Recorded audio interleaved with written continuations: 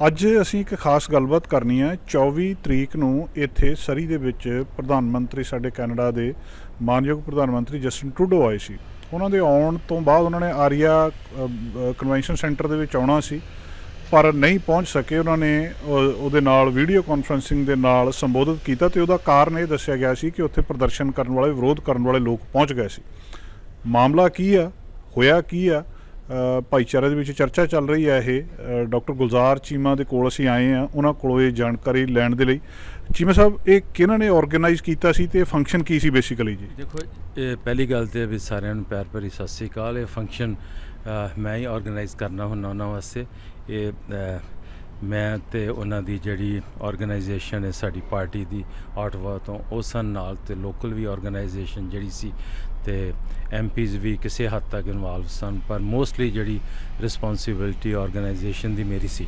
ਸੋ ਇਹ ਸਾਰੇ ਕੋਈ 2 ਕੁ ਹਫ਼ਤਿਆਂ ਤੋਂ ਔਰਗੇਨਾਈਜ਼ ਕਰਦੇ ਪਏ ਸੀ, ਅਤੇ ਪ੍ਰਧਾਨ ਮੰਤਰੀ ਹੁਣ ਆਉਣਾ ਸੀ, ਲੋਕਾਂ ਨੂੰ ਮਿਲਣਾ ਸੀ। ਫੰਡ ਰੇਜ਼ਿੰਗ ਇਵੈਂਟਸ ਹੈ, ਤੁਹਾਨੂੰ ਪਤਾ ਵੀ ਉਹਨਾਂ ਦਾ ਮੈਂ ਫੰਡ ਰੇਜ਼ਿੰਗ ਹਮੇਸ਼ਾ ਕਰਨਾ, ਕਿਉਂਕਿ ਅਸੀਂ ਜਿਹੜੀ ਪਾਰਟੀ ਨਾਲ ਜੁੜੇ ਹਾਂ, ਤੁਹਾਨੂੰ ਉਹਨਾਂ ਲਈ ਉਹਨਾਂ ਦੀ ਹੈਲਪ ਕਰਨੀ ਪੈਂਦੀ ਹੈ। ਸੋ ਉੱਦਾਂ ਇਹ ਗੱਲ ਹੋਈ ਕਿ ਆਪਣਾ ਉਹ ਜਦੋਂ ਪ੍ਰਧਾਨ ਮੰਤਰੀ ਹੁਣ ਆਉਣਾ ਸੀ, ਉਹ ਕਿਉਂਕਿ ਜਿਹੜਾ ਵੀ ਕੋਈ ਫੰਕਸ਼ਨ ਹੁੰਦਾ ਜਿਸ ਕਾਰਨ ਉਹ ਤੁਹਾਨੂੰ ਉਹ ਪਬਲਿਸ਼ ਕਰਨਾ ਪੈਂਦਾ ਵੈਬਸਾਈਟ 'ਤੇ, ਅਤੇ ਉਹਦੇ ਵਿੱਚੋਂ ਪਬਲਿਸ਼ ਹੋਣ ਦੇ ਬਾਅਦ ਇਹ ਹੋਇਆ ਕਿ ਕਾਫੀ ਲੋਕ ਇਕੱਠੇ ਹੋ ਗਏ ਬਾਹਰ। ਪਹਿਲਾਂ ਥੋੜ੍ਹੇ ਸੀ, ਮੈਂ ਤਾਂ ਉੱਥੇ 4:45 ਵਜੇ ਚਲਾ ਗਿਆ ਅੰਦਰ, ਅਤੇ ਉਦੋਂ ਵੀ ਥੋੜ੍ਹੇ ਜਿਹੇ ਬਹੁਤ ਲੋਕ ਸੀ, ਕੋਈ ਪੁੱਠੀਆਂ ਸਿੱਧੀਆਂ ਗੱਲਾਂ ਬੋਲਦੇ ਪਏ ਸੀ। ਉਹਨਾਂ ਨਾਰਮਲ ਹੁੰਦਾ ਡੈਮੋਕ੍ਰੇਸੀ ਵਿੱਚ, ਲੋਕੀ ਆਪਣਾ ਉਹਨਾਂ ਨੇ ਆਪਣੀ ਗੱਲਬਾਤ ਕਰਨੀ ਹੈ, they are upset about something, ਤੁਸੀਂ ਆਪਣੇ ਵਿਊਜ਼ ਜਿਹੜੇ ਐਕਸਪ੍ਰੈਸ ਕਰਨੇ ਨੇ। ਪਰ ਉਹ ਵਿਊਜ਼ ਜਿਹੜੇ ਸੀ ਨਾ, ਉਹ ਐਕਸਪ੍ਰੈਸ ਕਰਨੀ ਸੀ ਆਏ, ਉਹ ਕੋਈ ਖਤਰਨਾਕ ਮੈਨੂੰ ਤਰੀਕਾ ਉਹਨਾਂ ਦਾ ਜਾਪਿਆ। ਬੜੀ ਉੱਚੀ ਬੋਲਣਾ ਸ਼ੁਰੂ ਕਰਤਾ। ਜਿਹੜੇ ਆਪਣੇ ਜਿਨ੍ਹਾਂ ਲੋਕਾਂ ਨੇ $1000 ਦੇ ਕੇ ਫੰਡ ਰੇਜ਼ ਵਿੱਚ ਆਉਣਾ ਸੀ, ਉਹਨਾਂ ਨੇ ਕਈ ਤਰ੍ਹਾਂ ਦੀਆਂ ਗੱਲਾਂ ਪੁੱਠੀਆਂ ਸਿੱਧੀਆਂ ਕੀਤੀਆਂ, ਕਿਉਂਕਿ ਮੈਂ ਤਾਂ ਜੋ ਆ ਕੇ ਦੱਸਦੇ ਸੀ ਉਹੀ ਸਾਨੂੰ ਪਤਾ। ਅੰਦਰ ਅਸੀਂ RCMP ਵਾਲੇ ਖੜ੍ਹੇ ਸੀ, ਉਹ ਸਾਡੇ ਨਾਲ ਬਾਹਰ ਵੀ ਸਨ, ਅਤੇ ਪ੍ਰਧਾਨ ਮੰਤਰੀ ਆਪਣੇ ਦੁੱਖ ਨਿਵਾਰਨ ਗੁਰਦੁਆਰੇ ਦਾ ਉੱਥੋਂ ਆ ਕੇ ਅਤੇ ਇੱਥੇ ਪਹੁੰਚਣਾ ਸੀ ਕੋਈ 5:45 ਵਜੇ, ਤੇ ਆ ਕੇ 40 ਕੁ ਮਿੰਟ ਉੱਥੇ ਉਹਨਾਂ ਨੂੰ ਗੱਡੀ 'ਚ ਹੀ ਬਹਿਣਾ ਪਿਆ। ਬਹੁਤ ਜ਼ਿਆਦਾ ਰਸ਼ ਹੋ ਗਿਆ, ਦੋਨੋਂ ਪਾਸੇ ਜਿਹੜਾ ਰਸਤਾ ਬਲੌਕ ਕਰਤਾ ਗਿਆ, ਅਤੇ ਜਿਹੜੇ ਦੋਨੋਂ ਗੇਟ ਸੀ ਆਰੀਆ ਬੈਂਕਟ ਹਾਲ ਦੇ, ਉਹਨਾਂ ਤੋਂ ਐਂਟਰੀ ਬੜੀ ਮੁਸ਼ਕਲ ਸੀ। ਇਹ ਹਾਲ ਇਹਦੀ ਕੋਈ ਬੈਕ ਐਂਟਰੀ ਤੇ ਇਹਦੀ ਕੋਈ ਹੈ ਨਹੀਂ, so they have to come through the front door. ਅਤੇ ਇਹਦੇ ਨਾਲ ਇਹ ਹੋਇਆ ਕਿ ਉਹ ਇੰਨਾ ਜਿਹੜਾ ਅਗਰੈਸਿਵ ਬਿਹੇਵੀਅਰ ਸੀ, ਅਤੇ ਉਹਦੇ ਵਿੱਚੋਂ ਕੋਈ ਸ਼ਬਦ ਵੀ ਇਹੋ ਜਿਹੇ ਯੂਜ਼ ਕੀਤੇ ਗਏ ਜਿਹੜੇ ਕਿ ਆਪਣੇ ਸਾਊਥ ਏਸ਼ੀਅਨ ਭਾਈਚਾਰੇ ਦੇ ਬਰਖਲਾਫ ਬੋਲੇ ਗਏ। ਉਹ ਮੈਂ ਤੇ ਜੋ ਲੋਕਾਂ ਨੇ ਦੱਸਿਆ ਉਹੀ ਪਤਾ, ਹੋ ਸਕਦਾ ਉਹਨਾਂ ਨੇ ਰਿਕਾਰਡ ਵੀ ਕੀਤੇ ਹੋਣ। ਪਰ ਇਸ ਜਿਹੜੀ ਫੈਸਲਾ ਇਹ ਕੀਤਾ ਗਿਆ ਕਿ ਕਿਉਂਕਿ ਪ੍ਰਧਾਨ ਮੰਤਰੀ ਦੀ ਜਿਹੜੀ ਹਿਫਾਜ਼ਤ ਹੈ ਉਹ ਬੜੀ ਜ਼ਰੂਰੀ ਹੈ ਫੰਡ ਰੇਜ਼ ਦੇ ਨਾਲ, ਪਰ ਜਿਹੜੇ ਲੋਕ ਆਏ ਸੀ ਫੰਕਸ਼ਨ ਅਟੈਂਡ ਕਰਨ, ਉਹਨਾਂ ਦੀ ਹਿਫਾਜ਼ਤ ਵੀ ਬੜੀ ਜ਼ਰੂਰੀ ਹੈ, ਕਿਉਂਕਿ ਇਹ ਸਿਚੁਏਸ਼ਨ ਇਹੋ ਜਿਹੀ ਹੋ ਗਈ ਸੀ ਕਿ ਬੜੀ ਐਕਸਪਲੋਸਿਵ ਹੋ ਕੇ ਤੇ ਪ੍ਰੋਬਲਮ ਆ ਸਕਦੀ। ਸੋ ਕੋਈ ਵੀ ਜਿਹੜਾ ਅਨਹੋਣੀ ਬਚਾਉਣ ਦੀ ਖਾਤਰ ਇਹ ਪ੍ਰੋਗਰਾਮ ਜਿਹੜਾ ਸੀ ਨਾ, ਇਹਨੂੰ ਪੋਸਟਪੋਨ ਕੀਤਾ ਗਿਆ। ਇਹਦਾ ਫੈਸਲਾ ਕੀਤਾ ਗਿਆ RCMP ਨੇ ਅਤੇ ਪ੍ਰਾਈਮ ਮਿਨਿਸਟਰ ਦੇ ਆਫਿਸ ਨੇ। ਉਹਨਾਂ ਸਾਨੂੰ ਮੈਸੇਜ ਕਨਵੇ ਕਰਤਾ। ਮੇਰੀ ਪ੍ਰਧਾਨ ਮੰਤਰੀ ਨਾਲ ਗੱਲ ਹੋਈ ਮੇਰੇ ਨਾਲ, ਉਹਨਾਂ ਨੇ ਮੈਨੂੰ ਐਕਸਪਲੇਨ ਕੀਤਾ ਵੀ ਆਹ ਪ੍ਰੋਬਲਮ ਹੈ, ਅਤੇ ਅਸੀਂ ਕਿਹਾ ਵੀ ਤੁਹਾਡੀ ਸੇਫਟੀ ਬੜੀ ਇੰਪੋਰਟੈਂਟ ਹੈ, ਕੰਟਰੀ ਦੇ ਪ੍ਰਧਾਨ ਮੰਤਰੀ ਹੋ, ਅਤੇ ਇਹ ਤਾਂ ਕੰਮ ਅਸੀਂ ਆਪਣੇ ਮੱਥੇ ਨਹੀਂ ਪਾਉਣਾ, ਕਿਉਂਕਿ ਬਹੁਤ ਵੱਡੀ ਜੇ ਪ੍ਰੋਬਲਮ ਖੜੀ ਹੋ ਜਾਂਦੀ ਅਤੇ ਆਲਰੇਡੀ ਉਹਨਾਂ ਨੇ ਕਹਿਣਾ ਸੀ ਇਹਨਾਂ ਦੀ ਕਮਿਊਨਿਟੀ 'ਚ ਗਏ ਸੀ। ਅਤੇ ਪਰ ਜਿਹੜੇ ਬਾਹਰ ਪ੍ਰਦਰਸ਼ਨਕਾਰੀ ਸਨ, ਉਹਨਾਂ ਵਿੱਚੋਂ ਕੋਈ ਬੰਦਾ, ਸਾਰੇ ਲੋਕਾਂ ਨੂੰ ਪਤਾ ਨਹੀਂ ਕੌਣ ਸਨ ਉਹ, ਇੰਨਾ ਉਹਨਾਂ ਨੇ ਬਹੁਤ ਬੋਲੇ, ਭੈੜਾ ਬੜਾ ਬੋਲੇ। ਜਿਹੜੇ ਸ਼ਬਦ ਉਹ ਬੋਲਦੇ ਨੇ ਉਹ ਮੈਂ ਨਹੀਂ ਕਦੀ ਸੁਣੇ, ਅਤੇ ਉਹ ਪਰ ਜੋ ਵੀ ਉਹਨਾਂ ਨੇ ਫੈਸਲਾ ਕੀਤਾ ਉਹ ਠੀਕ ਕੀਤਾ, ਕਿਉਂਕਿ ਸੇਫਟੀ ਬੜੀ ਇੰਪੋਰਟੈਂਟ ਹੈ ਸਾਰਿਆਂ ਵਾਸਤੇ, ਸਾਡੇ ਵਾਸਤੇ ਵੀ ਇੰਪੋਰਟੈਂਟ ਹੈ। ਸਰੀ ਦਾ ਨਾਮ ਹੀ ਖਰਾਬ ਹੋਣਾ ਸੀ। ਪਰ ਇਹ ਇੱਕ ਵਾਰੀ ਪਹਿਲਾਂ ਵੀ ਇਹਨਾਂ ਦਾ ਫੰਕਸ਼ਨ ਬਰੈਂਪਟਨ 'ਚ ਵੀ ਇੱਕ ਵਾਰੀ ਕੈਂਸਲ ਹੋਇਆ ਸੀ, ਉੱਥੇ ਵੀ ਕੋਈ ਬੜਾ ਵੱਡੀ ਕੋਈ ਪ੍ਰੋਬਲਮ ਆਈ ਸੀ। ਸੋ ਇਹ ਅਨਕਾਮਨ ਨਹੀਂ ਹੈਗਾ, ਪਰ ਇਹ ਜ਼ਰੂਰ ਮੈਂ ਕਹਿ ਸਕਦਾ ਕਿ ਅੱਗੇ ਤੋਂ ਇਹਨਾਂ ਨੂੰ ਵਿਚਾਰ ਕਰਨਾ ਪੈਣਾ ਵੀ ਪ੍ਰੋਟੈਕਸ਼ਨ ਕਿਸ ਤਰ੍ਹਾਂ ਦੇਣੀ ਹੈ ਪ੍ਰਧਾਨ ਮੰਤਰੀ ਨੂੰ, ਕੋਈ ਨਾ ਕੋਈ ਤਰੀਕਾ ਸੋਚਣਾ ਪੈਣਾ। ਮੈਂ ਕਿਸੇ ਨੂੰ ਜਿਹੜੀਆਂ ਸੁਰੱਖਿਆ ਏਜੰਸੀਜ਼ ਨੇ ਉਹਨਾਂ ਨੇ ਆਪਣਾ ਕੰਮ ਕਰਨਾ, ਪ੍ਰਧਾਨ ਮੰਤਰੀ ਦੇ ਆਫਿਸ ਨੇ ਆਪਣਾ ਕੰਮ ਕਰਨਾ, ਪਰ ਸਾਡੇ ਵੱਲੋਂ ਇਸ ਗੱਲ ਦਾ ਸੀ ਵੀ ਠੀਕ ਠਾਕ ਆਪਣੇ ਘਰ ਚਲੇ ਗਏ। ਜਿਹੜੇ ਆਪਣੇ ਵੀ ਲੋਕ ਆਏ ਸੀ ਉਹ ਅਪਸੈਟ ਨਹੀਂ ਹੋਏ, ਕਿਉਂਕਿ ਉਹਨਾਂ ਨੂੰ ਵੀ ਸਾਰਿਆਂ ਨੂੰ ਸਮਝ ਹੈ ਕਿ ਇਹ ਕੰਮ ਆਪਾਂ ਨਹੀਂ ਕਰਨਾ। ਸਾਰੇ ਫਿਰ ਚਲੇ ਗਏ। ਫਿਰ ਹੁਣ ਦੁਬਾਰਾ ਅਰੇਂਜਮੈਂਟ ਕਰਾਂਗੇ, ਸਰੀ ਜੀ ਕਰਾਂਗੇ ਹੋਪਫੁਲੀ। ਹੋਰ ਤਾਂ ਕਿਤੇ ਅਸੀਂ ਜਾਣਾ ਨਹੀਂ, ਹੁਣ ਸ਼ਹਿਰ ਛੱਡ ਕੇ ਤੇ ਅਸੀਂ ਜਾਣਾ ਨਹੀਂ। ਕੋਈ 100-200 ਬੰਦਾ ਆ ਕੇ ਤੇ ਸਾਨੂੰ ਧਮਕੀ ਦੇ ਕੇ ਤੇ ਭਜਾ ਨਹੀਂ ਸਕਦਾ, ਪਰ ਇਹ ਕੰਮ ਤੇ RCMP ਦਾ ਉਹਨਾਂ ਨੂੰ ਕਰਨਾ ਪੈਣਾ। ਡਾਕਟਰ ਸਾਹਿਬ ਇੱਕ ਗੱਲ ਦੱਸਿਓ, ਡੈਮੋਕ੍ਰੇਸੀ ਦੇ ਵਿੱਚ ਪ੍ਰਦਰਸ਼ਨ ਆਮ ਗੱਲ ਆ, ਕੋਈ ਮਾੜੀ ਗੱਲ ਨਹੀਂ। ਪ੍ਰਧਾਨ ਮੰਤਰੀ ਦੇ ਖਿਲਾਫ ਕੈਮਰੂਪਸ ਦੇ ਵਿੱਚ ਵੀ ਕੁਝ ਲੋਕ ਬੋਲੇ, ਪਹਿਲਾਂ ਜਦੋਂ ਇਲੈਕਸ਼ਨ ਦੇ ਵਿੱਚ ਵੀ ਕੁਝ ਲੋਕਾਂ ਨੇ ਬੱਜਰੀ ਮਾਰੀ ਸੀ। NDP ਦੇ ਆਗੂ ਜਗਬੀਰ ਸਿੰਘ ਨੂੰ ਵੀ ਬਹੁਤ ਸਾਰੇ ਸ਼ਬਦਾਂ ਦਾ ਇੱਦਾਂ ਦਾ ਸਾਹਮਣਾ ਕਰਨਾ ਪਿਆ। ਇਹ ਆਮ ਗੱਲਾਂ ਨੇ, ਪਰ ਜਿਹੜਾ ਸ਼ਬਦ ਤੁਸੀਂ ਵਰਤ ਰਹੇ ਹੋ ਕਿ ਸੁਰੱਖਿਆ ਨੂੰ ਅਸੀਂ ਖਤਰੇ 'ਚ ਨਹੀਂ ਸੀ ਪਾਉਣਾ ਚਾਹੁੰਦੇ, ਕੀ ਇਹ ਹੁਣ ਭਵਿੱਖ ਦੇ ਵਿੱਚ ਆਉਣਗੇ ਫਿਰ ਪ੍ਰਦਰਸ਼ਨਕਾਰੀ ਆ ਜਾਣਗੇ?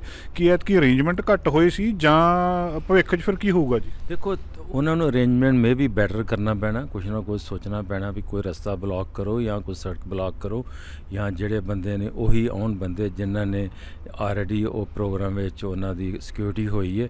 ਪ੍ਰਦਰਸ਼ਨਕਾਰੀਆਂ ਤੇ ਕੰਮ ਕਰਨਾ ਹੀ ਕਰਨਾ, ਉਹਨਾਂ ਤੇ ਆਪਣਾ ਕੰਮ ਬੰਦ ਨਹੀਂ ਕਰਨਾ। ਜਿੱਥੇ ਪ੍ਰਧਾਨ ਮੰਤਰੀ ਜਾਂਦੇ ਨੇ ਉੱਥੇ ਜਾ ਕੇ ਉਹਨਾਂ ਨੂੰ ਫਾਲੋ ਕਰਦੇ ਪਏ ਨੇ, ਪਰ ਸਰੀ ਜਿਹੜਾ ਪ੍ਰਦਰਸ਼ਨਕਾਰੀਆਂ ਦਾ ਗੜ੍ਹ ਬਣਦਾ ਜਾ ਰਿਹਾ।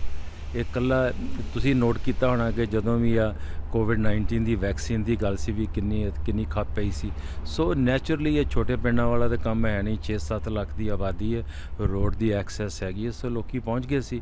ਤਾਂ ਅਗਲੀ ਵਾਰੀ ਇਹ ਤੇ ਉਹਨਾਂ ਨੇ ਫੈਸਲਾ ਕਰਨਾ ਵੀ ਕਿਸ ਤਰੀਕੇ ਨਾਲ ਪ੍ਰੋਟੈਕਸ਼ਨ ਕਰਨੀ ਹੈ। ਸਾਡੇ ਵੱਲੋਂ ਜੀ ਆਇਆਂ ਨੂੰ, ਸਾਡੀ ਜਿਹੜੀ ਇਹਨਾਂ ਸਰੀ ਦੀ ਜਿਹੜੀ ਸਾਡੀ ਆਰਗੇਨਾਈਜੇਸ਼ਨ ਹੈ ਜਾਂ ਜੋ ਅਸੀਂ ਸਾਰੇ ਉਹਨਾਂ ਦੇ ਨਾਲ ਅਸੀਂ ਬਿਲਕੁਲ ਖੜ੍ਹੇ ਹਾਂ। ਉਹ ਵੀ ਕਮਿਊਨਿਟੀ ਦੇ ਨਾਲ ਮੋਢੇ ਨਾਲ ਮੋਢਾ ਜੋੜ ਕੇ ਖੜ੍ਹੇ ਨੇ। ਉਹਨਾਂ ਨੇ ਇੱਕ ਸ਼ਬਦ ਕਿਹਾ ਸੀ ਜ਼ਰੂਰ ਕਿ ਮੈਂ ਸਾਰਿਆਂ ਨਾਲ ਸ਼ੇਅਰ ਕਰਨਾ ਵੀ ਮੈਂ ਕਿਸੇ ਵੀ ਕਮਿਊਨਿਟੀ ਦੇ ਬਰਖਲਾਫ ਕੋਈ ਗੱਲ ਸੁਣਨ ਲਈ ਤਿਆਰ ਨਹੀਂ। ਪ੍ਰਦਰਸ਼ਨ ਕਰਨਾ ਪਾਲਿਸੀ 'ਤੇ ਕਰੋ, ਗੱਲਬਾਤ ਕਰੋ।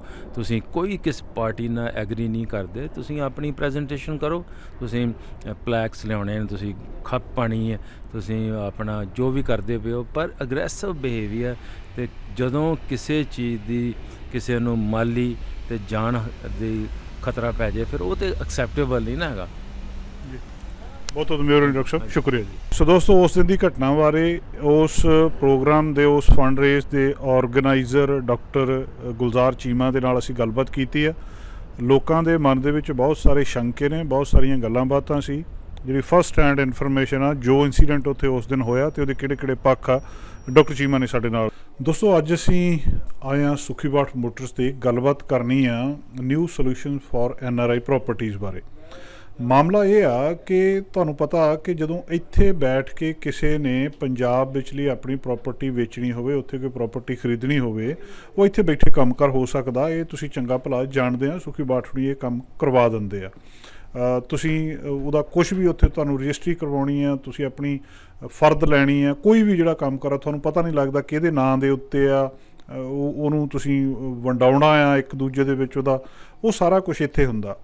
ਪਿਛਲੇ ਦਿਨਾਂ ਦੇ ਵਿੱਚ ਉੱਥੇ ਪ੍ਰਾਪਰਟੀ ਵੇਚਣ ਖਰੀਦਣ ਦੇ ਕਾਨੂੰਨ ਵਿੱਚ ਕੁਛ ਤਬਦੀਲੀਆਂ ਆਈਆਂ। ਇੱਦਾਂ ਦੀਆਂ ਗੱਲਾਂ ਬਾਤਾਂ ਅਸੀਂ ਸੁਣ ਰਹੇ ਹਾਂ। ਲੋਕ ਇਸ ਗੱਲ ਤੋਂ ਪਰੇਸ਼ਾਨ ਆ ਕਿ ਹੁਣ ਪੈਸੇ ਬਹੁਤ ਜ਼ਿਆਦਾ ਲੱਗਦੇ ਆ ਉੱਥੇ ਜੇਕਰ ਕਿਸੇ ਨੇ ਪ੍ਰਾਪਰਟੀ ਨੂੰ ਖਰੀਦਣਾ ਜਾਂ ਵੇਚਣਾ ਹੋਵੇ।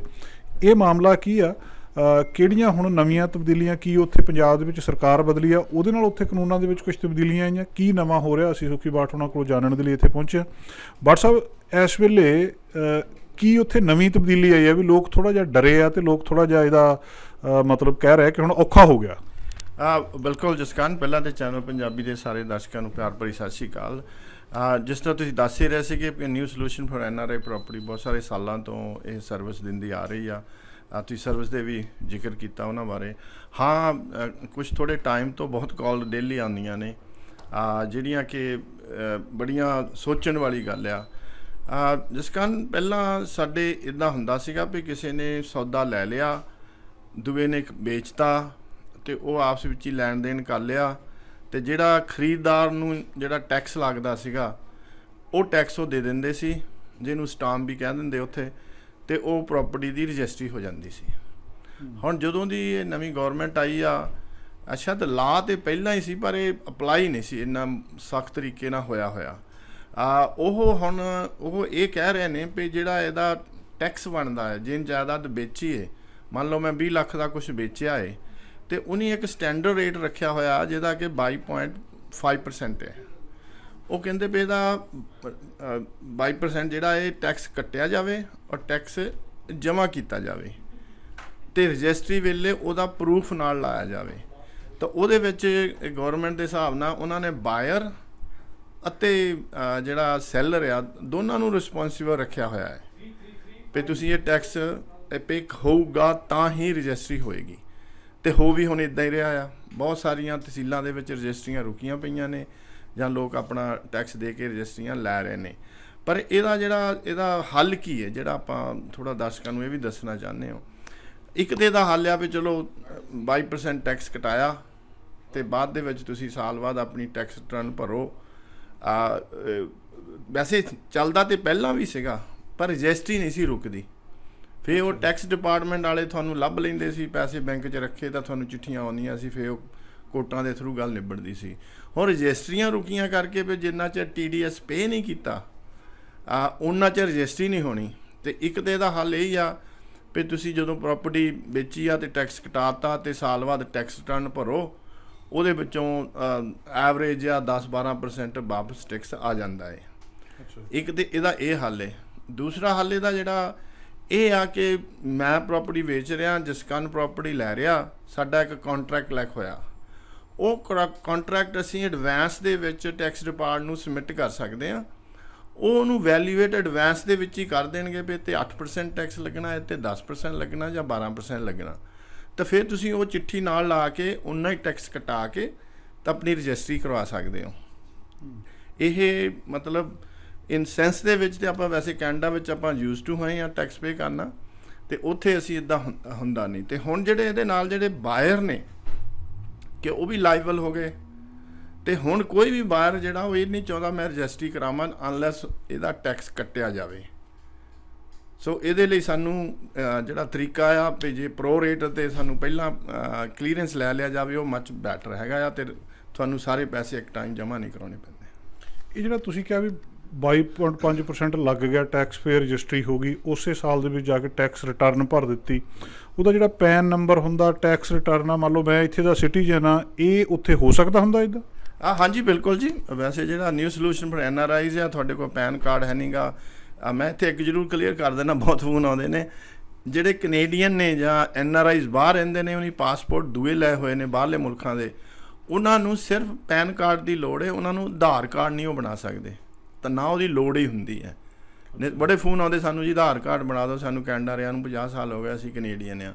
ਇੱਕ ਤਾਂ ਇਹ ਕਲੀਅਰ ਕਰਦੇ ਹਾਂ ਆਪਾਂ। ਦੂਸਰਾ ਜਿਹੜਾ ਹਾਂਜੀ ਜੇ ਜਿੱਦਾਂ ਸਾਡੀ ਸਰਵਿਸ ਹੀ ਆ, ਜੇ ਤੁਸੀਂ ਇੱਥੇ ਬੈਠੇ ਪ੍ਰੋਪਰਟੀ ਵੇਚਣੀ ਚਾਹੁੰਦੇ ਹੋ, ਅਸੀਂ ਪ੍ਰੋਪਰਟੀ ਦਾ ਗਾਹਕ ਵਧੀਆ ਲੱਭ ਦਿੰਦੇ ਹਾਂ, ਵੇਚਦੇ ਹਾਂ। ਤੁਹਾਨੂੰ ਪੈਨ ਕਾਰਡ ਚਾਹੀਦਾ ਹੈ, ਫਿਰ ਉਹਦਾ ਜੋ ਵੀ ਜੇ ਤੁਸੀਂ ਜਾਣਾ ਚਾਹੋ ਤਾਂ ਜਾ ਕੇ ਵੀ ਕਰਵਾ ਸਕਦੇ ਹੋ, ਜਾਂ ਤੁਹਾਡਾ ਹਿਸਾਬ ਕਿਤਾਬ ਇੱਥੇ ਵੀ ਕੀਤਾ ਜਾ ਸਕਦਾ। ਅਤੇ ਜਿਹੜਾ ਐਂਡ 'ਤੇ ਜਾ ਕੇ ਜਿਹੜਾ ਟੈਕਸੇਸ਼ਨ ਵਾਲਾ ਆ, ਜੇ ਤੁਸੀਂ ਟੈਕਸ ਤੁਹਾਡੇ ਕੱਟ ਹੋਏ ਨੇ ਤਾਂ ਈਅਰ ਐਂਡ 'ਤੇ ਸਾਡਾ ਆਪਣਾ CA ਜਿਹੜਾ ਹੈ ਉਹ ਤੁਹਾਡੇ ਟੈਕਸ ਰਿਟਰਨ ਕੰਪਲੀਟ ਅਸੀਂ ਉਹ ਵੀ ਕਰਵਾ ਕੇ ਦੇ ਦਿੰਦੇ ਹਾਂ, ਅਤੇ ਉਹਦੇ ਨਾਲ ਜਿਹੜਾ ਤੁਹਾਡੇ ਕੋਲ ਟੈਕਸ ਰਿਫੰਡ ਵਾਪਸ ਆਉਣਾ ਹੈ ਉਹ ਤੁਹਾਡੇ ਅਕਾਊਂਟ ਦੇ ਵਿੱਚ ਜਮ੍ਹਾਂ ਹੋ ਜਾਂਦਾ ਹੈ ਜੀ। ਇਹ ਟੈਕਸ ਤਾਂ ਕਾਫੀ ਨਹੀਂ ਬਣ ਜਾਂਦਾ ਹੁਣ ਲੋਕ ਮਤਲਬ ਜਿਹੜੇ ਦੇ ਰਹੇ ਆ ਇਹਨਾਂ ਟੈਕਸ ਉੱਥੇ ਰਜਿਸਟਰੀ ਕਰਾਉਣ ਲਈ? ਜਸਕਰਨ ਜੀ ਇਸ ਵੇਲੇ ਚੋਇਸ ਕੀ ਹੈ? ਹਾਂ ਅਸਲ 'ਚ ਇਹ ਟੈਕਸ ਤਾਂ ਬਣਦਾ ਹੀ ਆ। ਇਹ ਤਾਂ ਤੁਸੀਂ ਮੰਨਿਓ ਅਸੀਂ ਕੁਝ ਵੀ ਕਹੀ ਜਾਈਏ, ਮੈਂ ਬੜੀ ਇਹਦੀ ਡੀਪਲੀ ਦੇਖ ਚੁੱਕਾ ਆ। ਜਿਹੜੀ ਜੱਦੀ ਜਾਇਦਾਦ ਆ ਉਹਨੂੰ ਜੀ ਟੈਕਸ ਨਹੀਂ ਲੱਗਦਾ, ਇਹ ਤਾਂ ਪਹਿਲਾਂ ਹੀ ਲੱਗਦਾ ਹੈ। ਪਰ ਅੱਗੇ ਇਹ ਸੀ ਵੀ ਤਹਿਸੀਲ ਦੇ ਵਿੱਚ ਇਹ ਚੀਜ਼ ਨੂੰ ਟਾਈਟ ਨਹੀਂ ਸੀ ਇੰਨਾ ਕੀਤਾ ਹੋਇਆ ਵੀ ਰਜਿਸਟਰੀ ਤਾਂ ਹੀ ਹੋਵੇ। ਉਹ ਸਿਰਫ ਕਹਿੰਦੇ ਸੀ ਵੀ ਜਿਹੜਾ ਸਟਾਮ ਵਾਲਾ ਟੈਕਸ ਲੱਗਦਾ ਆ, ਬਾਇੰਗ ਟੈਕਸ ਜਿਹੜਾ 5-6% ਹੁੰਦਾ, ਉਹ ਲੈ ਲਓ ਅਤੇ ਉਹ ਨਾਲ ਸਟਾਮ ਲਾ ਦਿਓ ਤਾਂ ਰਜਿਸਟਰੀ ਕਰਵਾ ਲਓ। ਅਤੇ ਹੁਣ ਰਜਿਸਟਰੀਆਂ ਨਹੀਂ ਹੁੰਦੀਆਂ ਜਿੰਨਾ ਚਿਰ TDS ਪੇ ਹੋਏ ਦਾ ਪ੍ਰੂਫ ਰਜਿਸਟਰੀ ਦੇ ਵਿੱਚ ਲਾਇਆ ਨਹੀਂ ਜਾਂਦਾ। ਅਤੇ ਕੋਈ ਵੀ ਤਹਿਸੀਲਦਾਰ ਤੁਹਾਡਾ ਇਹ ਰਿਸਕ ਨਹੀਂ ਲੈਣਾ ਚਾਹੁੰਦਾ ਕਿ ਉਹਨਾਂ ਨੂੰ ਜਿਹੜੀਆਂ ਹਦਾਇਤਾਂ ਆਈਆਂ, ਮੈਂ ਖੁਦ ਉਹ ਲੈਟਰ ਪੜ੍ਹੇ ਨੇ ਜਿਹਨੇ 'ਤੇ ਉਹਨਾਂ ਨੂੰ ਸਖਤ ਹਦਾਇਤਾਂ ਨੇ ਜੀ। ਅਤੇ ਕਹਿ ਖਾ ਕੇ ਵੀ ਕੁਛ ਨਹੀਂ ਹੁੰਦਾ ਜੀ? ਨਹੀਂ ਜੀ, ਹਾਂ ਕਹਿ ਖਾਣ ਵਾਲਾ ਤਾਂ ਜਸਕਰਨ ਤੁਸੀਂ ਦੇਖ ਹੀ ਲਿਆ ਮਿਨਿਸਟਰ ਕੀ ਹੋਇਆ। ਸੋ ਮੇਰਾ ਖਿਆਲ ਕਾਫੀ ਕੁਝ ਬਦਲ ਰਿਹਾ। ਵੈਸੇ ਵਾਹਿਗੁਰੂ ਕਰੇ ਵੀ ਕੁਝ ਚੰਗਾ ਹੀ ਬਦਲ ਜਾਏ ਪੰਜਾਬ ਦੇ ਵਿੱਚ। ਅਤੇ ਮੇਰਾ ਖਿਆਲ ਆ ਜੋ ਹੁਣ ਸਿਸਟਮ ਚੱਲ ਰਿਹਾ ਆ ਖਜ਼ਾਨਾ, ਅਤੇ ਬੜੀ ਛੇਤੀ ਭਰ ਜਾਣਾ ਚਾਹੀਦਾ। ਕਿਉਂ ਅਕਸਰ ਅਸੀਂ ਵੀ ਇੱਥੇ ਵੀ ਹਾਂ, ਆਪਾਂ ਪ੍ਰੋਪਰਟੀ ਸੇਲ ਟੈਕਸ ਆਪਾਂ ਦਿੰਦੇ ਹੀ ਹਾਂ, ਜਿਹਦੇ ਨਾਲ ਅਸੀਂ ਪ੍ਰੋਪਰਟੀ ਪਿਛਲੇ ਸਾਲ ਲਈ ਸੀ, ਹੁਣ ਸਾਨੂੰ ਇੰਨਾ ਬਚਿਆ, ਉਹਦੇ ਵਿੱਚੋਂ 20-22% ਤੇ ਅਸੀਂ ਵੀ ਦਿੰਦੇ ਹਾਂ। ਸੋ ਉਹ ਜਿਹੜਾ ਸਿਸਟਮ ਆ, ਵੈਸੇ ਸਿਸਟਮ ਤੇ ਵਧੀਆ ਹੈ, ਪਰ ਸਾਨੂੰ ਬੜਾ ਦੁਖਦਾ ਜਿਹਾ ਹੈ ਤੇ ਅਸੀਂ ਉਹ ਯੂਜ਼ ਟੂ ਨਹੀਂ ਹੈਗੇ ਉਹ ਟੈਕਸ ਪੇ ਕਰਨ ਦੇ ਵਿੱਚ। ਤੇ ਖਾਸ ਕਰ ਜਿਹੜੇ ਬਾਹਰ ਵਾਲੇ ਨੇ ਉਹਨਾਂ ਨੂੰ ਹੋਰ ਵੀ ਔਖਾ ਲੱਗਦਾ ਵੀ ਸਾਡਾ ਟੈਕਸ ਵੀ ਕੱਟ ਹੋ ਗਿਆ, ਹੁਣ ਅਸੀਂ ਇਹਦੇ ਟੈਕਸ ਦੇ ਸਾਲ ਦੇ ਪੇਪਰ ਕਦੋਂ ਭਰਾਂਗੇ, ਫਿਰ ਸਾਨੂੰ ਕੌਣ ਸਾਡੀ ਹੈਲਪ ਕਰੇਗਾ, ਪੈਸੇ ਆਉਣਗੇ ਵੀ ਜਾਂ ਨਹੀਂ ਆਉਣਗੇ। ਜਿੱਥੇ ਆਮ ਸਾਡੇ ਉੱਥੇ ਕਈ ਕਹਾਵਤਾਂ ਚੱਲਦੀਆਂ ਨੇ, ਉਹ ਸਾਰਾ ਕੁਝ ਵੈਸੇ ਬੜਾ ਵਧੀਆ ਆ, ਕੋਈ ਗਲਤ ਨਹੀਂ ਹੈ, ਐਜ਼ ਲੌਂਗ ਤੁਹਾਡੇ ਕੋਲ ਨੌਲੇਜ ਹੈਗੀ ਆ। ਜੇ ਤੁਹਾਡੇ ਕੋਈ ਚੀਜ਼ ਦੀ ਨੌਲੇਜ ਨਹੀਂ ਆ ਤਾਂ ਸਾਡੇ ਨਾਲ ਵੀ ਸੰਪਰਕ ਕੀਤਾ ਜਾ ਸਕਦਾ 604 580 1000 ਤੇ। ਬਟ ਸਰ ਬਹੁਤ ਸਾਰੇ ਲੋਕ ਇਹੋ ਜਿਹੇ ਆ, ਉਹਨਾਂ ਨੂੰ ਜਾਂ ਦੂਜੀ ਪੀੜ੍ਹੀ ਆ ਜਾਂ ਉਹਨਾਂ ਨੂੰ ਪਤਾ ਨਹੀਂ ਵੀ ਸਾਡੀ ਪ੍ਰਾਪਰਟੀ ਕਿੱਥੇ ਆ, ਨਾ ਪਤਾ, ਪਿੰਡ ਪਤਾ ਹੈ ਪਰ ਇਹ ਨਹੀਂ ਪਤਾ ਕਿਹੜੇ ਬੰਨੇ ਨਾਲ ਕਿਹਦਾ ਲੱਗਦਾ ਜਾਂ ਕਿਹਦੇ ਨਾਲ ਲੱਗਦੀ ਹੈ, ਨਿਆਈ 'ਚ ਜਾਂ ਬਾਹਰ ਆ। ਉਹਦਾ ਕੁਛ ਹੱਲ ਹੋ ਸਕਦਾ ਹੁੰਦਾ ਵੀ ਬੰਦਾ ਆ ਕੇ ਕਹਿੰਦਾ ਵੀ ਫਲਾਣੇ ਪਿੰਡ 'ਚ ਇਸ ਨਾਂ 'ਤੇ ਸਾਡੀ ਪ੍ਰਾਪਰਟੀ ਹੈਗੀ ਆ, ਅਤੇ ਇਹ ਨਹੀਂ ਪਤਾ ਉਹ ਕਿੰਨਿਆਂ ਦੇ ਨਾਂ ਆ। ਹਾਂਜੀ ਜਿਸ ਕਾਰਨ ਵੈਸੇ 2-3 ਜਿਹੜੀਆਂ ਸਰਵਿਸ ਤੇ ਉਹ ਵੈਸੇ ਆਪਣੇ ਦਰਸ਼ਕ ਦੇਖ ਰਹੇ ਨੇ, ਬੜੀਆਂ ਫ੍ਰੀ ਹੈ, ਨਾਲੇ ਉਹ ਵੀ ਇੱਦਾਂ ਨਹੀਂ ਕਿ ਉਹਦੀ ਕੋਈ ਕਾਸਟ ਹੈ। ਹਾਂ, ਜਿਸ ਕਾਰਨ ਨੂੰ ਆਪਣੀ ਪ੍ਰਾਪਰਟੀ ਦਾ ਨਹੀਂ ਪਤਾ, ਸਾਡੇ ਨਾਲ ਸੰਪਰਕ ਕਰ ਲੈਣ, ਅਸੀਂ ਤੁਹਾਡੀ ਪ੍ਰਾਪਰਟੀ ਦਾ ਪਤਾ ਕਰ ਦਿੰਦੇ ਹਾਂ, ਤੁਹਾਨੂੰ ਫਰਦ ਦੇ ਦਾਂਗੇ। ਉਹ ਕੋਈ ਏਡਾ ਕਾਸਟ ਫੈਕਟਰ ਨਹੀਂ ਹੈ, ਅਸੀਂ ਵੈਸੇ ਤਾਂ ਕੁਝ ਲੈਂਦੇ ਨਹੀਂ, ਉਹ ਵੀ 20 ਰੁਪਏ ਲੈਂਦੇ ਇੰਡੀਆ ਵੀ ਫਰਦ ਕੱਢਣ ਦੇ। ਸੋ ਅਸੀਂ ਤੁਹਾਡੀ ਪ੍ਰਾਪਰਟੀ ਕਿੱਥੇ ਆ, ਕਿੰਨੀ ਆ, ਅਸੀਂ ਕੱਢ ਕੇ ਤੁਹਾਨੂੰ ਇੱਥੇ ਦੇ ਸਕਦੇ ਹਾਂ।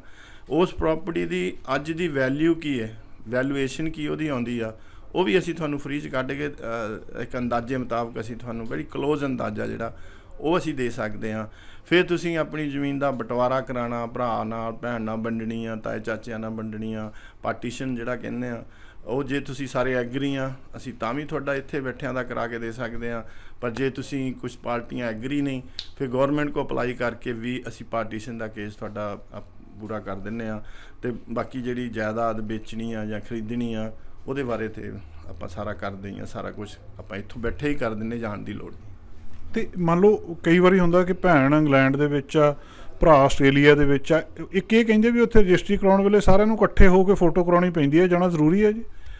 ਨਹੀਂ ਜੀ, ਹੋਰ ਬੜੇ ਲੀਗਲ ਦਾ ਪੇਚ ਹੁੰਦੇ ਨੇ ਜਿਨ੍ਹਾਂ ਦੇ ਵਿੱਚ ਇੱਕ ਦੋ ਚੀਜ਼ਾਂ ਦੀ ਮੈਂ ਗੱਲ ਜ਼ਰੂਰ ਇੱਥੇ ਕਹਿਣਾ ਭੁੱਲ ਨਾ ਜਾਵਾਂ, ਕਰਕੇ ਟਾਈਮ ਆਪਾਂ ਕੋਲ ਲਿਮਿਟ ਹੁੰਦਾ ਆ।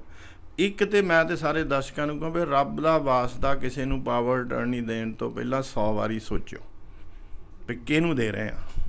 ਬੜੇ ਰੌਲੇ ਨੇ ਪਾਵਰ ਅਟਾਰਨੀਆਂ ਦੇ। ਦੂਸਰੀ ਗੱਲ ਇਹ ਆ ਵੀ ਕਿਸੇ ਦੇ ਨਾਲ ਜਾਇਦਾਦ ਵੇਚਣ ਲਈ ਰੱਬ ਦਾ ਵਾਸਤਾ ਬਿਆਨਾ ਨਾ ਲਿਖਿਓ, ਡੀਲ ਕਰ ਲਓ, ਹੱਥ ਮਿਲਾ ਲਓ, 2 ਮਹੀਨੇ ਦਾ ਟਾਈਮ ਦੇ ਲਓ, 3 ਮਹੀਨੇ ਦਾ ਟਾਈਮ ਦੇ ਲਓ, ਉਸ ਤਰੀਕ ਤੇ ਤਹਿਸੀਲੇ ਜਾਓ, ਪੈਸੇ ਫੜੋ ਜਾਂ ਫੜਾਓ ਤੇ ਸਾਈਨ ਕਰੋ ਜਾਂ ਕਰਾਓ ਤੇ ਰਜਿਸਟਰੀ ਕਰ ਦਿਓ। ਜਿਹੜਾ ਇਹ ਬਿਆਨੇ ਕੀਤੇ ਨੇ ਤੇ ਪਾਵਰ ਅਟਾਰਨੀਆਂ ਨੇ, ਇਹ ਦੋ ਚੀਜ਼ਾਂ ਜਿਹੜੀਆਂ ਸਾਡੇ ਉੱਥੇ ਜਿੰਨਾ ਵੀ ਰੌਲੇ ਪਏ ਨੇ, ਜਿੰਨੀਆਂ ਲੜਾਈਆਂ ਹੋ ਰਹੀਆਂ, ਦੋ ਚੀਜ਼ਾਂ ਕਰਕੇ ਹੋ ਰਹੀਆਂ। ਇਹ ਦੋ ਚੀਜ਼ਾਂ ਤੋਂ ਸਾਨੂੰ ਜ਼ਰੂਰ ਬਚਣਾ ਚਾਹੀਦਾ। ਅਸੀਂ ਵੈਸੇ ਇੱਥੇ ਬੈਠੇ ਤੁਹਾਡਾ ਇਹ ਸਾਰਾ ਕੰਮ ਕਰਾ ਸਕਦੇ ਹਾਂ, ਇੰਡੀਆ ਜਾਣ ਦੀ ਜ਼ਰੂਰਤ ਨਹੀਂ ਹੈ। ਅਤੇ ਪਾਵਰ ਅਟਾਰਨੀ ਫਿਰ ਮੰਨ ਲਓ ਤੁਹਾਨੂੰ ਕੋਈ ਪਾਵਰ ਅਟਾਰਨੀ ਦੇ ਦਿੰਦਾ ਅਤੇ ਉਹਦੀ ਸਾਰੀਆਂ ਹੀ ਪਾਵਰਸ ਉਹ ਤੁਹਾਡੇ ਕੋਲ ਆ ਗਈਆਂ, ਉਹਦੇ ਬੈਂਕ ਅਕਾਊਂਟਸ 'ਤੇ ਜ਼ਮੀਨ ਦੀਆਂ, ਜਾਂ ਇਹਦੇ 'ਚ ਸਪੈਸੀਫਿਕ ਹੁੰਦਾ ਕੁਛ? ਨਹੀਂ ਜੀ, ਇੱਕ ਸਪੈਸ਼ਲ ਪਾਵਰ ਅਟਾਰਨੀ ਹੁੰਦੀ ਆ। ਅਤੇ ਪਾਵਰ ਅਟਾਰਨੀ ਜਿਹੜਾ ਨਿਊ ਸੋਲੂਸ਼ਨ ਫॉर NRI ਜਦੋਂ ਪਾਵਰ ਅਟਾਰਨੀ ਲੈਂਦੇ ਆ, ਅਸੀਂ ਉਹਨਾਂ ਨੂੰ ਸਿਕਿਉਰ ਫੰਡਸ ਕਰਕੇ ਦਿੰਦੇ ਪਹਿਲਾਂ, ਤਾਂ ਪਾਵਰ ਅਟਾਰਨੀ ਲੈਂਦੇ ਹਾਂ। ਅਸੀਂ ਆਪਣੀ ਜਾਇਦਾਦ ਦੇ ਪੱਖੋਂ ਉਹਨਾਂ ਦੇ ਇੱਥੇ ਕਿਸੇ ਵਕੀਲ ਦੇ ਅਕਾਊਂਟ, ਟਰਸਟ ਅਕਾਊਂਟ ਦੇ ਵਿੱਚ ਉਹਨਾਂ ਦੇ ਪੈਸੇ ਪਹਿਲਾਂ ਰਖਾ ਦਿੰਦੇ ਹਾਂ ਵੀ ਪੈਸੇ ਉਦੋਂ ਇਹਨੂੰ ਰਿਲੀਜ਼ ਕਰ ਦਿੱਤੇ ਜਾਣ ਜਦੋਂ ਉੱਥੇ ਇੰਡੀਆ ਰਜਿਸਟਰੀ ਬਾਹਰ ਦੇ ਨਾ ਹੋ ਜਾਏ, ਫੁੱਲੀ ਸਿਕਿਉਰ ਜਿੱਦਾਂ। ਸੋ ਬਹੁਤ ਸਾਨੂੰ ਸੋਚਣ ਵਾਲੀ ਗੱਲ ਹੈ ਜਦੋਂ ਅਸੀਂ ਪਾਵਰ ਅਟਾਰਨੀ ਇਸ਼ੂ ਕਰਦੇ ਹਾਂ, ਕਿਉਂਕਿ ਇੱਕ ਬਹੁਤ ਹੀ ਆਮ ਕਰਕੇ ਰੌਲਾ ਪੈ ਜਾਂਦਾ ਪਾਵਰ ਅਟਾਰਨੀਆਂ 'ਤੇ, ਪੈਸੇ ਪੂਰੇ ਨਹੀਂ ਆਉਂਦੇ, ਫਿਰ ਰੇਟ ਕੀ ਹੋਊਗਾ, ਜੇ ਹੋਊਗਾ ਉਹ ਹੋਊਗਾ। ਸੋ ਇਸ ਕਰਕੇ ਜਿੰਨਾ ਵੀ ਤੁਸੀਂ ਕਰੋ ਪਹਿਲਾਂ ਸਾਵਧਾਨੀ ਨਾਲ ਆਪਣਾ ਆਪ ਨੂੰ ਸੋਚ ਲਓ। ਇੱਕ ਜਿਸ ਕਾਰਨ ਮੈਂ ਇੱਥੇ ਜਾਂਦੇ ਜਾਂਦੇ ਫਿਰ ਗੱਲ ਕਰ ਜਾਂਦਾ, ਕੱਲ੍ਹ ਦੀ ਅਨਾਊਂਸਮੈਂਟ ਹੈ, ਜਿੰਨੇ ਵੀ ਅਨਅਪਰੂਵਡ ਕਲੋਨੀਆਂ ਨੇ ਉਹਨਾਂ ਦੇ ਜਿੰਨੇ ਵੀ ਪਲਾਟ ਨੇ ਉਹਨਾਂ 'ਤੇ ਇਸ ਗੌਰਮੈਂਟ ਨੇ ਟਾਈਮ ਬੀਇੰਗ 100% ਬੰਦ ਚਲਾਤੀ, ਉਹਦੀ ਕੋਈ ਰਜਿਸਟਰੀ ਨਹੀਂ ਹੋਣੀ ਅੰਟਲ ਫਰਦਰ ਨੋਟਿਸ। ਅਨਅਪਰੂਵਡ ਕਲੋਨੀਆਂ ਤਾਂ ਬਹੁਤ ਨੇ ਪੰਜਾਬ ਦੇ ਵਿੱਚ ਹੀ। ਸ਼ਾਇਦ ਗੌਰਮੈਂਟ ਕੋਲ ਉਹਦਾ ਹੱਲ ਵੀ ਹੋਏਗਾ, ਜਿਹਦੀ ਸਾਨੂੰ ਇੰਤਜ਼ਾਰ ਰਹੇਗੀ। ਇਹ ਤਾਂ ਹੋਣਾ ਨਹੀਂ ਵੀ ਉਹ ਰਜਿਸਟਰੀਆਂ ਨਾ ਹੋਣਗੀਆਂ, ਕੁਛ ਨਾ ਕੁਛ ਗੌਰਮੈਂਟ ਦੇ ਪਿੱਛੇ ਹੋਏਗਾ। ਸ਼ਾਇਦ ਕਿਸੇ ਤਰ੍ਹਾਂ ਉਹਦਾ ਕੋਈ ਨਵਾਂ ਸੋਲੂਸ਼ਨ ਨਹੀਂ ਲੱਭਣ ਦੀ ਕੋਸ਼ਿਸ਼ ਕੀਤੀ ਹੋਏਗੀ, ਕਿਉਂ ਬਹੁਤ ਰੌਲੇ ਬੜੇ ਨੇ, ਦੱਬੇ ਬੜੇ ਪਲਾਟ ਨੇ। ਸੋ ਇਹ ਵੀ ਇੱਕ ਕੱਲ੍ਹ ਦੀ ਅਨਾਊਂਸਮੈਂਟ ਹੈ ਗੌਰਮੈਂਟ ਦੀ ਪਰ ਮੈਂ ਓਵਰਆਲ ਜਸਕਰਨ ਜੀ ਕਹਿ ਰਿਹਾ ਵੀ ਜਿਹੜਾ ਇਹ ਸਾਡੀਆਂ ਜਾਇਦਾਦਾਂ ਪ੍ਰਤੀ ਜੋ ਇਸ ਵੇਲੇ ਇੰਡੀਆ ਵਿੱਚ ਜੋ ਚੱਲ ਰਿਹਾ, ਮੇਰੇ ਹਿਸਾਬ ਨਾਲ ਇੱਕ ਬਹੁਤ ਪੋਜ਼ਿਟਿਵ ਡਾਇਰੈਕਸ਼ਨ ਵੱਲ ਚੱਲ ਰਿਹਾ ਹੈ। ਬੜਾ ਕੁਛ ਇਹਦੇ ਨਾਲ ਸਫਾ ਹੋ ਰਿਹਾ ਹੈ ਔਰ ਰੱਬ ਕਰੇ ਵੀ ਸੱਚੀ ਇੱਦਾਂ ਹੀ ਹੋਵੇ ਜਿੱਦਾਂ ਮੈਂ ਦੇਖ ਰਿਹਾ ਜੀ। ਬਹੁਤ ਬਹੁਤ ਮਿਹਰਬਾਨੀ ਜੀ, ਸ਼ੁਕਰੀਆ। ਧੰਨਵਾਦ ਜੀ, ਸਤਿ ਸ਼੍ਰੀ ਅਕਾਲ। ਸਤਿ ਸ਼੍ਰੀ ਅਕਾਲ ਜੀ।